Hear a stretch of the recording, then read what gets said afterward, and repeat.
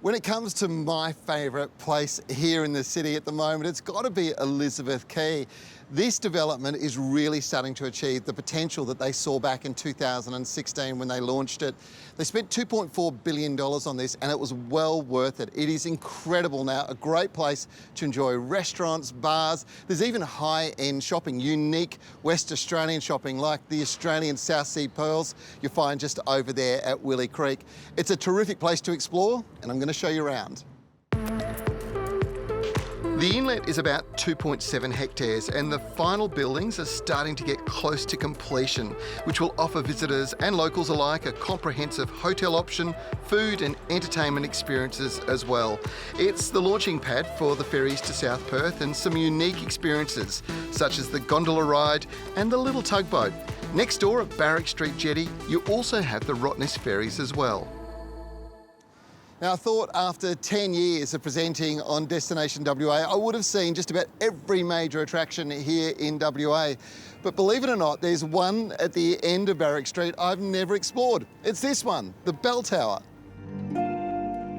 When we think history, WA's 200 years isn't that long.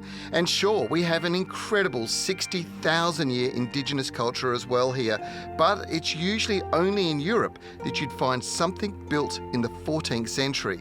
But at the Bell Tower, the bells have a history dating back to the 14th century. In fact, from one of London's most famous churches, in Trafalgar Square, the St Martin in the Fields Church.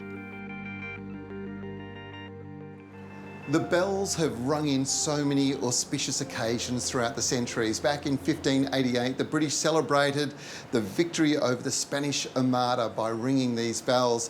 There's been king's coronations going back to King George II. For 275 years, they rang out over Trafalgar Square to celebrate New Year's Eve. And back in 1771, Captain Cook returned from his voyage of discovery, travelling around the world, and they rang the bells to celebrate that. The real message here is there is so much history in these incredible bells in this beautiful building. It's not just a history lesson for visitors to the Bell Tower. You can actually get hands-on as well.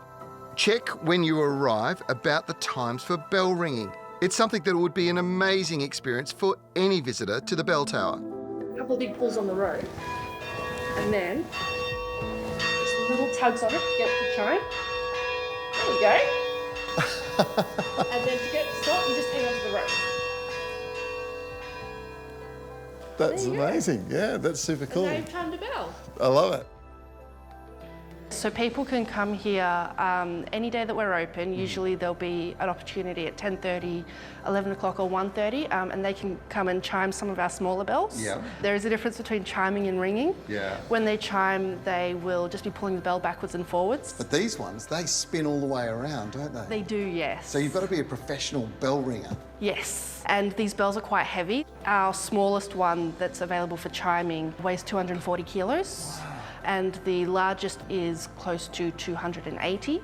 Where do people learn to become bell ringers? So they can learn here at the Bell Tower. We have professional ringers who come in on Thursdays and Sundays, but on Sunday mornings from 10 o'clock till 11:30, there's a lesson where some of the more experienced ringers come in and they teach our prospective ringers how to ring. Actually, I have been here before, to be completely honest, but it was a long time ago and I had 2 broken arms at the time, and I asked the manager if I could ring the bells. He said, well, how are you going to do it? And I showed him, I headbutted the bell. Anyway, when I came to, the manager was talking to the medic, and the medic said, well, who is this guy? And the manager said, I don't know, but his face rings a bell.